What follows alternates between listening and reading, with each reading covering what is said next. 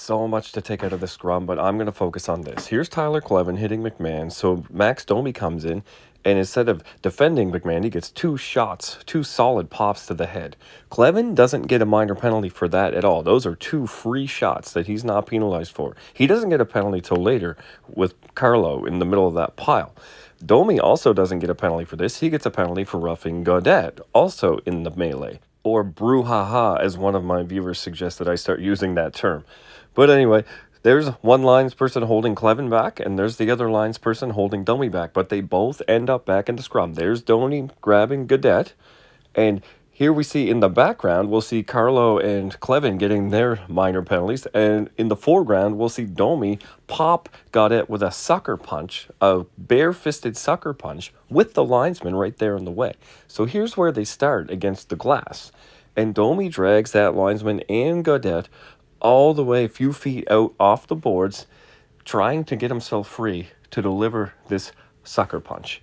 And taking that away from everything, I know he doesn't make clean contact here, but the linesperson is right in between them there, telling him to stop, and he's been fighting him since they were stuck inside the pile against the boards. So that's a long time to have to think about this and work yourself free.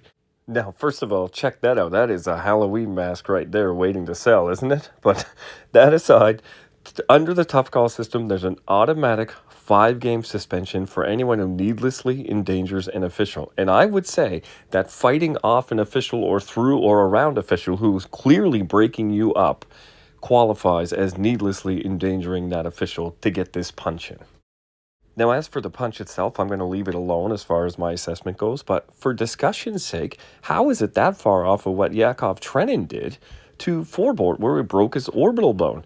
And is there a case that this is even worse? Because at least Trenin was in the middle of a fight, someone who was actually there to engage, and he only punched him after the engagement was over. This is a bare-knuckled punch where you forcibly worked your way into a position where you could punch an unwilling combatant who still has his gloves on and his helmet on and is clearly just trying to defend himself and not actually willing to be in that altercation. In my opinion, there's a clear element of being the aggressor of an altercation here. But for now, I'm just going to leave that alone and just say that Tough Call will suspend Max Domi of the Toronto Maple Leafs 5 games for needlessly endangering an official.